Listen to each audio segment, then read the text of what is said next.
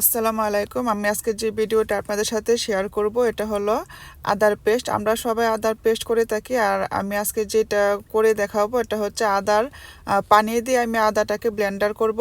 আর আমরা যে normal Blender use করি এই ব্লেন্ডারে কীভাবে আমরা শিলপাটার বাটার মতো কিভাবে আদাটা পেস্ট করব এটা আমি আজকে আপনাদের সাথে শেয়ার করব। ফার্স্ট আমি আদাগুলো ছিলে নিয়েছি, এখন আমি কুচি কুচি করে কাটছি। দেখুন আমি কিভাবে কাটতেছি, যতটুকু পাতলা করে কাটা যায় ঠিক এরকম পাতলা করে কাটতে হবে। যত পাতলা করে কাটবেন আপনার আদার পেস্টটা ততই মিহি হবে। আমি সবগুলো আদার পেস্ট এভাবে কেটে নিচ্ছি। আর বুঝতেই তো পারছেন আদার রস দিয়ে আমি কিন্তু আদাটা আজকে ব্লেন্ডার করব। আর ভিডিওটা দেখার জন্য আমার সাথেই থাকুন। আমি সবগুলো আদা এভাবে কুচি করে কেটে নিয়েছি। কুচি করে কেটে নিলে আদাগুলো খুব তাড়াতাড়ি ব্লেন্ড হয়ে যায়।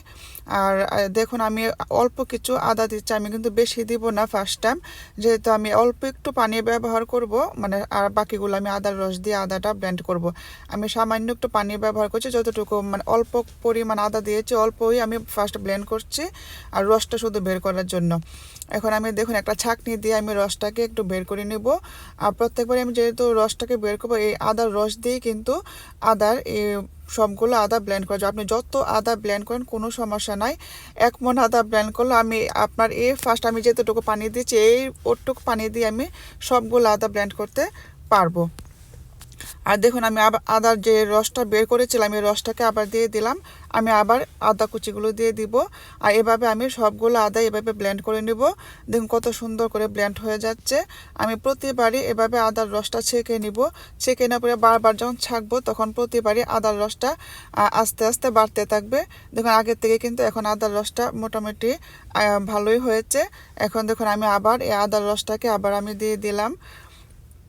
দেওয়ার পর আমি প্রত্যেকবারই এভাবে দিয়ে দিব, প্রত্যেকবারই এভাবে ছেঁকে নিব। তারপরে দেখবেন আপনার আদাটা কি পরিমাণ মিহি হয় আপনি একবার বিশ্বাস করবেন না। একবার আপনি করে দেখেন এই টেকনিকটা, আর কোনোদিন শিলপাটায় বাটতে হবে না আপনার আদাটা। আপনি একবার এভাবে ব্লেন্ড করে ডিপ ফ্রিজে রেখে দিতে পারবেন। আমি সবসময় এভাবে ব্লেন্ড করে ডিপ ফ্রিজে রেখে দিই। আমি 2-3 কেজি আদা একবারে ব্লেন্ড করে রাখি যাতে আমার অনেক দিন চলে যায়। ঠিক দেখেন আমি আবার এগুলো ব্লেন্ড করে আবার ছেঁকে নিচ্ছি। এভাবে প্রতিবারে আমি সবগুলো ছেঁকে নিয়েছি। আমি সবগুলো আদায় ব্লেন্ড করে নিয়েছি।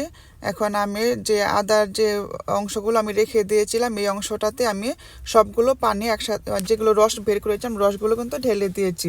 এখন আমি রসগুলোর সাথে আদার যে রসগুলো পানিগুলো বের হয়েছিল ওইটার সাথে আদাটা আমি ভালো করে মিক্স করে নিয়েছি। দেখুন একবারে শিলপাটা বাটার মতো আদাটা হয়েছে। আমি কিন্তু একদম হাফ কাপ থেকেও আরও কম পানি ইউজ করেছি, আর পুরাটাই কিন্তু আমি আদার পানি দিয়ে ব্লেন্ড করি। দেখুন কতটা মিহি হয়েছে আদার পেস্টটা। দেখুন আমি এখন এবার বক্স করে আমি ডিপ ফ্রিজে রেখে দিব। আর আপনারা আমার মতো এভাবে ট্রাই করে দেখবেন।